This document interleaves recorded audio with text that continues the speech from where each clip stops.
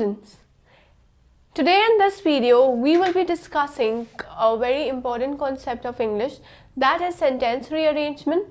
And this concept is very important from the examination point of view, be it your school examinations or whether it is competitive exams. In both the cases, these type of questions are really very important and a bit tricky. Sentence rearrangement is basically that you have to rearrange the sentence in proper order. There will be a paragraph provided to you, and in that paragraph there will be certain sentences in jumbled order. You have to arrange those sentences in a proper order so that a valid and a correct paragraph might be formed. Now, in the previous video we have discussed sentence rearrangement in the form that within a sentence there are jumbled words and you have to rearrange those words in order to form a correct and a meaningful sentence. But today in this video we are discussing jumbled paragraph, wherein there are sentences which are in jumbled form and you have to arrange those sentences in a correct sequence to form a meaningful paragraph. Now, in competitive exams, these type of questions comes as the objective type, where you first have to arrange the sentences in the proper order, and then in the question there comes the question like you have to tell which is the sentence that is coming at the second place or which is the last sentence being formed. So we will be practicing such questions one by one.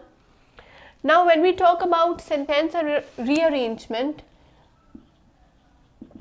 in this sentence rearrangement, there can be two type of questions that can be asked, right? Here we are talking about paragraphs.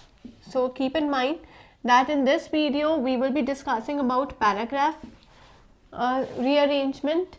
And if you want to understand the topic of sentence rearrangement, where we are rearranging the words within a sentence, then you can visit that video as well to get a better view about the different type of rearrangements. So here when we are talking about paragraph rearrangement, there are two types. Now there can be total of 5 sentences or a maximum of 6. So we can say that 5 to 6 sentences are provided to you which are in jumbled form, and you have to arrange that in proper order. Now, the first type, or I can say the first pattern can be like there are sentences S1, S2, S3, S4, S5 and S6, and out of these 6 sentences, the first sentence and the last sentence will be fixed. The first and the last sentence will be fixed. That means that the order of that sentence, these 2 sentences will be fixed, and the remaining 4 sentences will be in the jumbled form, and we have to rearrange these 4 sentences. We have to rearrange these 4 sentences, and the first and the last sentence will be fixed at their place. So this is the first pattern. The second pattern is that we will be provided with all the 6 sentences, wherein none of the sentences will be in the proper order, all of them will be jumbled. So question can come either in this form or in this form, and we have to be prepared for both of them, as the examiner can place any of the 2 patterns in our paper. So now let's take a look at the examples where I will be presenting to you some of the sentences, and those sentences have to be arranged in the proper order to form a valid paragraph. So now this is the example that I was talking about. Here there are 6 sentences, namely S1, S6, P, Q, R, S. Now this is the first example, that is the first pattern, which means that S1 and S6 are fixed, which means that S1 will be the first sentence in a paragraph and S6 will be the last sentence in the paragraph. Our role is to arrange P, Q, R, S in a proper order so that a valid paragraph may be formed. Now, for sentence rearrangement, there is no hard and fast rule, there is no trick that I can explain. The only thing is that you should have a correct understanding of English, you should be having knowledge of English, and also all the rules regarding every topic should be clear. Also here the sound of knowledge plays the most significant role, because we just have to match the sounds of every sentence in order to form a valid paragraph. That is the only hint that I can give, or that is the only explanation that I can provide you regarding sentence rearrangement. So let us understand more about sentence rearrangement by organizing these sentences in proper order. Now, as I have said that the first and the last sentence are fixed, so let's take a look at the first sentence first. But how does a new word get into the dictionary? Here we are, the topic is entering the new word in a dictionary. What is the process for that? Now the first sentence over here remains as it is, there is no change. We have to find out which will be the second sentence. Now in order to find out the second sentence, what I can tell you or suggest you is that first read all these four sentences that need to be arranged in the proper order.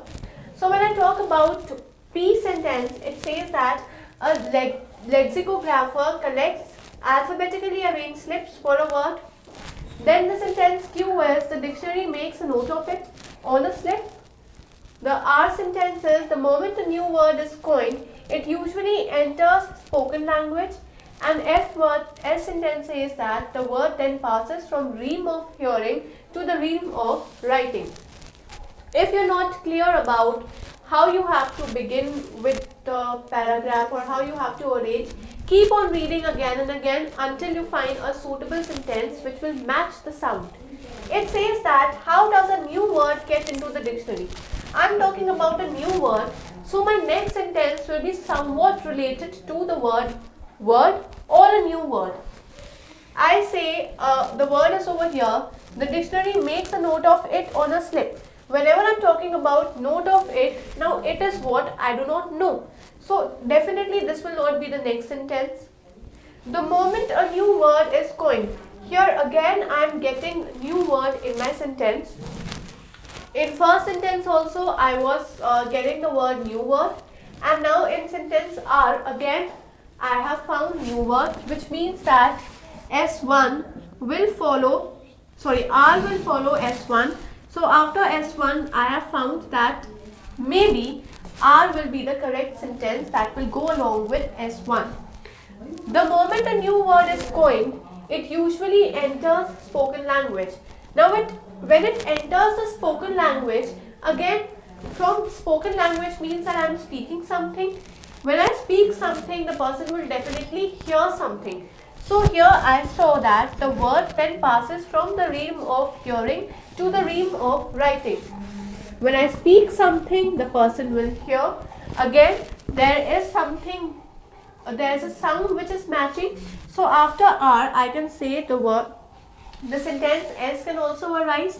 The moment a new word is coined, it usually enters spoken language. The word then passes from the realm of hearing to the realm of writing. Clear? Next, these two sentences are left. A lexicographer collects alphabetically arranged slips for a word.